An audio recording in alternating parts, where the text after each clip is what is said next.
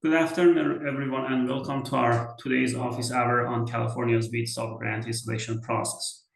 My name is Andy Eshraghi, and I serve as a program and project supervisor for the BEAD program here at the California Public Utilities Commission, CPUC. I'm joined today by my colleagues from CPUC, CTC Technology and Energy, and Ready.net, and they will introduce themselves as we go through your questions throughout this office hour. Here's the agenda for today's session. If you can go to the agenda slide. We're starting with a brief welcome and some housekeeping notes. We'll then move on to the main segment where we'll address your questions and provide answers. And finally, we'll wrap up by outlining next steps and sharing some important reminders. Let's cover the guidelines for participation in today's Q&A session. To ask a question, please write your question in the chat. We'll go through them one by one, and if we need additional input from you, we'll ask you to provide those, unmute yourself and provide those. Until then, please keep yourself on mute. If you're called upon to clarify any parts of your question, please provide the clarification in the chat afterward. This helps us to capture your question accurately for inclusion in the FAQ document. We'll start with the first round of questions, giving everyone a chance to ask one question. Please avoid multi-part questions during this round. After we finish the first round, and if time allows, we'll open the floor for additional questions. If you would like to follow up on someone else's question, please write in the chat and wait to be called upon. Thank you for your cooperation. Let's cover the scope of today's session. This is our second office hour for BEAD 2.0 that we are posting. As it's been notified and posted on our website, we are having 4 of these sessions. The first one was on Tuesday. This is the second one, and we plan to have third and fourth one next Tuesday and Thursday, the same time, 1 to 2 p.m. These office hours are an open forum for stakeholders to engage with the CPUC to ask specific questions, seek clarification, and guidance about the BEAD 2.0 project application process. The BEAD 2.0 project application benefit of the bargain round opened on Saturday, July 19th. It will be open for 2 weeks and will be closed on Saturday, August 2nd at 6 p.m. Pacific time. A few quick reminders. Question and answers from today's meeting will be posted in a subsequent FAQ document that we will post on our website. Additionally, this meeting is being recorded, and the recording will also be made available on our website. There will be questions during this session that we might not be able to provide answer. We will take those questions back, review them, and include the responses in our FAQ document. For the BEAD 2.0 benefit of the bargain, we have published 2 versions of the FAQ document so far. We are working on the 3rd version, which we aim to publish in the next couple of business days. And as a reminder, the CPUC is required to follow the rules established by the NTIA, which administers the BEAD program. Thank you for joining us today, and let's get started. So as I mentioned, please put your question in the chat and we'll go through them one by one.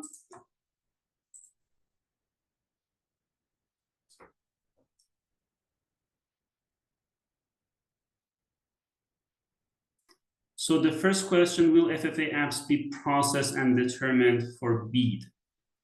I can speak Maria, to that. do you want to take this? Yeah, I can speak to that. Hi, I'm Maria Ellis. I'm the Director for Broadband Initiatives here at the CPUC. I think prior to the changes in the restructuring policy notice, we were on a different timeline for FFA and BEAD, meaning that BEAD would be adjudicated a little bit later, and that we were going to have applications adjudicated for FFA a bit sooner. At this moment, we will be adjudicating the BEAD program first, as you will see soon on the website, we are requesting an extension into October, but we will likely be submitting our final proposal, by the end of by the end of September or early October. And we are planning on FFA probably being on a longer timeline. We received a robust amount of applications for that program. And so that will be adjudicated later in the year. Thank you, Maria. So moving on to the next question, what is the definition of scalable relating to licensed fixed wireless? Ziggy? Scalable.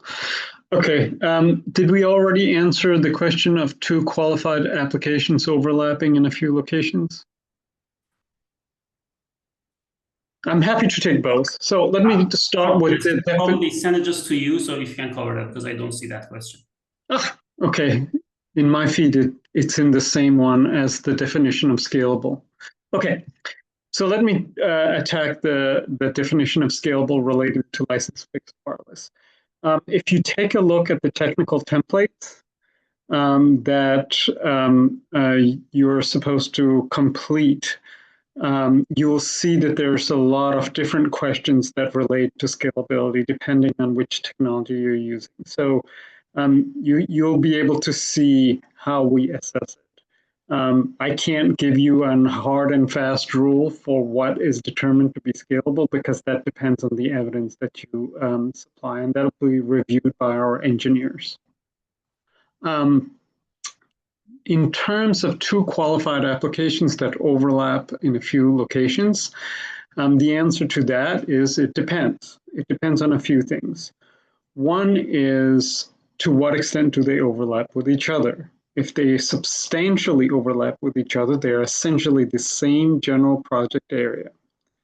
And they are both priority or they're both non-priority, then they may be compared against each other in a number of different ways. So first, we of course do look at the cost, but then if the cost is within 15% of the lowest cost, then they will be considered of equivalent cost, and they'll be then compared based on secondary scoring criteria, which is where you get into the scalability and speeds.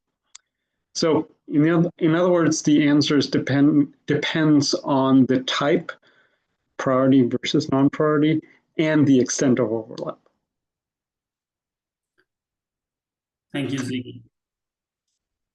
So let's move on to the next question. If non-eligible Code 5 BSL by the FCC map conflict with the application BSLs, do we illustrate and calculate coverage for them? And they're referring to section 2, 11.3, 11.7, 11.8, and 11.9. Yeah, so I haven't memorized the sections, but I'm happy to address it more generally. I do want to remind that applicants have the option of, as this question indicates, have the option of showing locations that are already served with the appropriate evidence. So that could be one of those appropriate evidence, but I do want to point out they have to appear on the most recent national broadband map. If they don't appear on the national broadband map, you cannot use Reason Code 5 because you can't demonstrate service. It has to be in that most recent broadband map first. Thank you, Ziggy. I know, but that wasn't answering the question, actually. Could you elaborate on your question? Sorry, I'm going to turn the video on. And so this question was mine, if it's okay, if I can. Yes. Sure, of course. So, yes, we went to the FCC maps, and there is roughly an overlap of 60 to 70% between what is showing as served by us, which is okay, and the BSLs that are in the BEAD. So the majority of the dots, the BSLs in the BEAD application, are actually already shown as served by us. Mm-hmm. So we took them all, so we're taking them all out. Mm-hmm. Because you're also asking an officer to attest that we're not going to ask for funding. That's 11.9 for funding for an area that is showing in the national map as served. Mm-hmm. Okay. Yes. So you may include those locations as indicated by with reason code 5. So you essentially treat them as $0 locations. Right. Right. That I mean, is, it doesn't yes, look like it's an option. It looks like it's because I have to give an attestation that we're not going to get funding for those areas. So it's not even an option. So we have to do that. yes. You read it. But my question here is, now we have, let's say 1,000 BSLs in an area. Mm-hmm. 700 of them are already served. Mm-hmm. So only 300 are left as eligible. But fundable, yes. Yes. Fundable. So do we calculate, but again, the problem is that the application starts from section 2 where you're selecting everything and you Mm-hmm. get to say that 700 of them are actually ineligible until the end of the application. Mm-hmm. So do we still need to calculate coverage and show calculations for all the BSLs in the application, even though only 300 of them are fundable? That's a good question. I'm not sure because you essentially, I see the issue because you're duplicating a lot of technical information because on the one hand, you're trying to show that you have the coverage. On the other hand, you are also not building it because you've already built it. So it's a little complex. So, and I don't have the sections in front of me. So I'll take this offline and I'll provide an answer for you in fact. But thank you for the question. Okay, It's a very, it's we're really like. yeah, I completely understand. It's a very good question. Yes. Thank you. Thank you. Okay, thank you. So we're waiting for the next question. And as a reminder, please type in your question in the chat.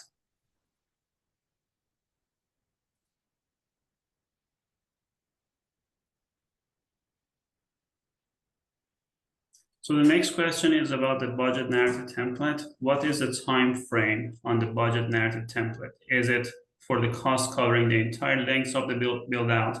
How would we know how much of the grant would be allocated to each expense category? Do you Yes, I can answer that. You may not know exactly. This is best effort. Don't overthink it. Really, don't overthink it. Make reasonable estimates based on your build out plan and assign it in the category where you think that amount makes most sense. Good enough is good enough. We just want to make sure that we can see that you understand what needs to be done, you understand the scope of the project, and you understand how costs relate to the capability of carrying it out. So, thank you, Ziggy. So the next question is a broader question, and Maria, I'm going to defer that to you if you can provide the answer here, or if you need to take it offline. How will CASF be deconflicted with BEAD and FFA given the new timeline mentioned here? CASF is due after the BEAD final proposal with the extension granted.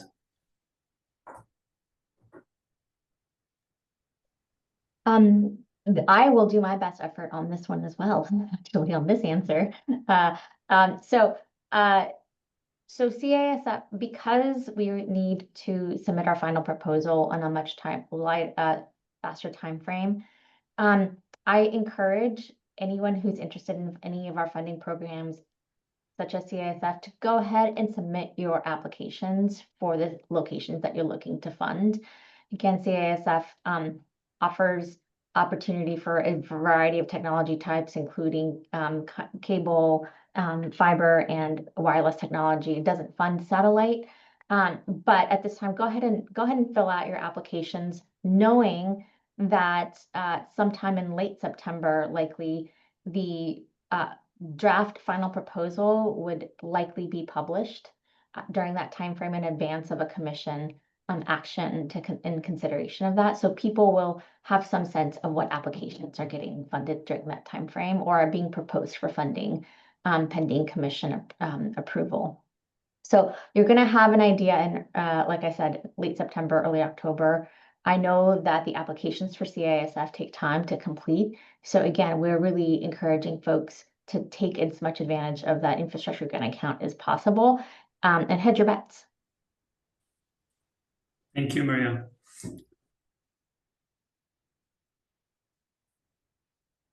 While we're waiting for the next question, as a reminder, you can email us your questions using our mailboxes, beadgrant@cpuc.ca.gov for any questions that you have for the sub-grantee selection process. And for general question, please send those to bead@cpuc.ca.gov. There is an email box for technical issues regarding the portal that we have it on the slide. When we go back, it's a CA help desk at ready.net, I believe, but I'll double check. Yes, CA help desk at ready.net. If you have any specific technical questions regarding the portal, please send those to ready.net help desk.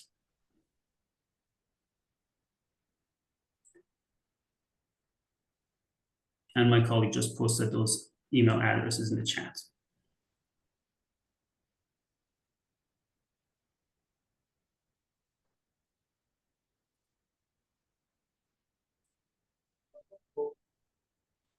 So the next question is, just to confirm, is there a match on top of the letter of credit? If so, how are small ISPs supposed to take advantage of the funding?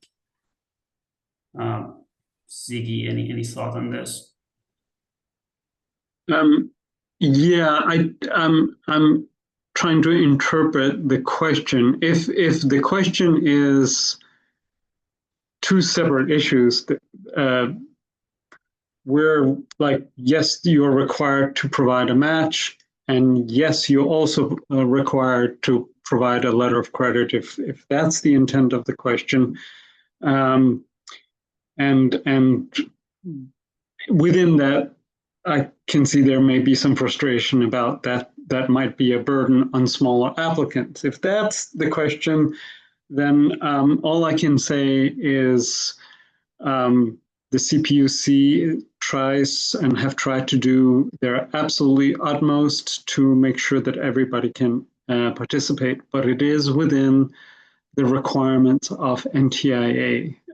There is, if there is a business case for you to basically say the match is not, we can bid on this area, but the match is too much for us. You can apply for a waiver.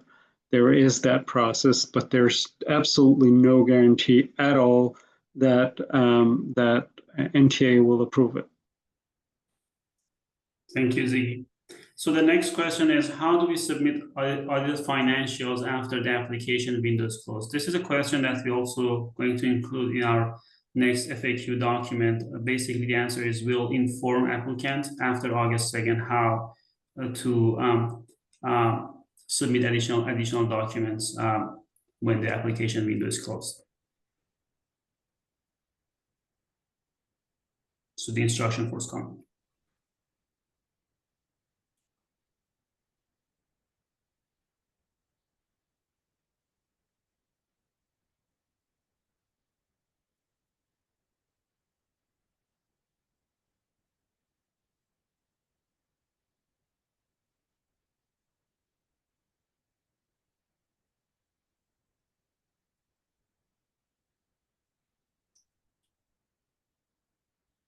Just giving it another couple of minutes to see if there are any other questions.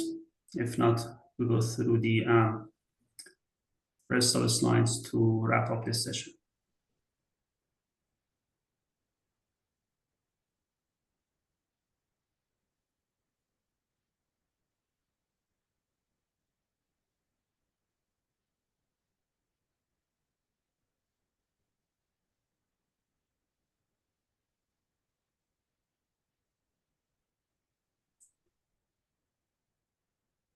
So the next question is back to the budget template. What percentage should the match be?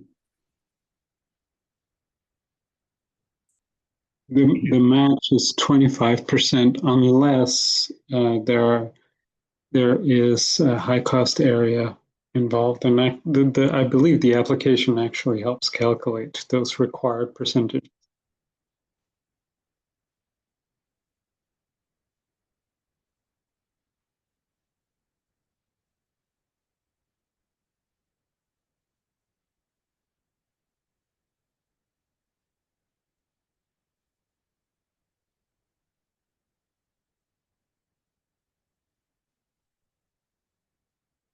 Okay. Last call for any.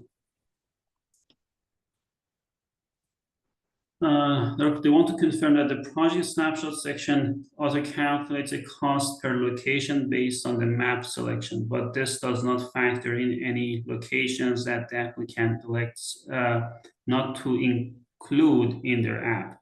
Will CPC look at the location list to calculate the true average cost per location? Ziggy, do you? I think it's actually, I don't know how the portal works in terms of, all I can say is we will absolutely calculate the correct cost per location, but I don't actually know how the portal works and which it calculates and how. So that's more a question for the already if they're available. Yeah, Finn, if you have any input into this, can provide. If not, we can take it offline and put it in our FAQ document. Hi, this is Finn with Ready.net. Let me read this real quick to make sure I speak to it correctly.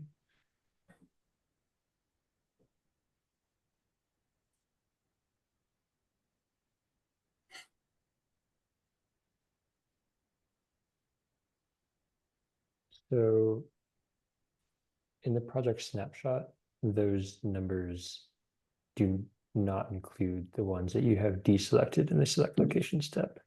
So if initially there are 100 locations and you deselect 50, that should show 50 in that section, if that's what you're asking. But the answer is that we will definitely calculate the right average cost per location. I think that's regardless of what the project snapshot might say. Gotcha. I think Annie wanted to clarify or maybe say something. Yeah, maybe I'm not saying this, but I don't see a way to deselect specific locations in the project selection tool. I can only deselect project areas. My understanding from the latest FAQ is that we need to serve up to 60% of locations in each area, but we can elect not to serve ones that are very high cost. But I don't see a way in the online map to do that. I just kind of say all or nothing for each BSA, unless I'm totally missing something. Yeah, there is an additional step after you select the project area. It'll go to the next screen. It'll say review locations. And in that screen, you can go through and deselect locations by either clicking them on the map, or you can also upload a list of the ones that you want to include. Oh, beautiful. Okay. I love when it's user error. That is fantastic to hear. Thank you all so much. Thank you. And just to clarify, it needs to be a minimum of 60%. Okay, I think with that, we can wrap up this section of the office hour, if we can have the slides up.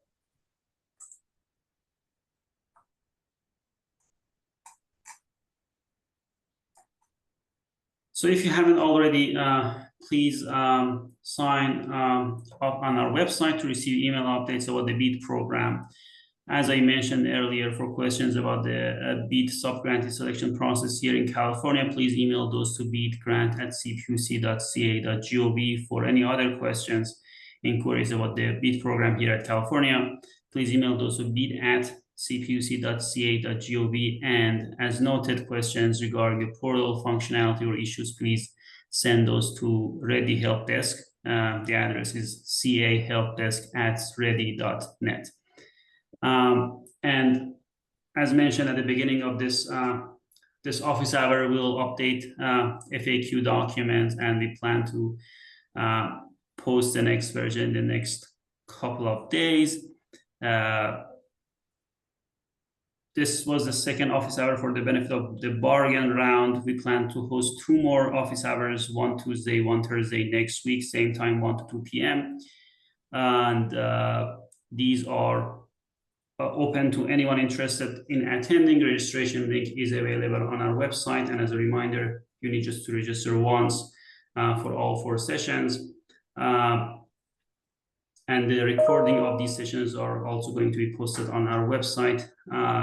The first one has been already posted.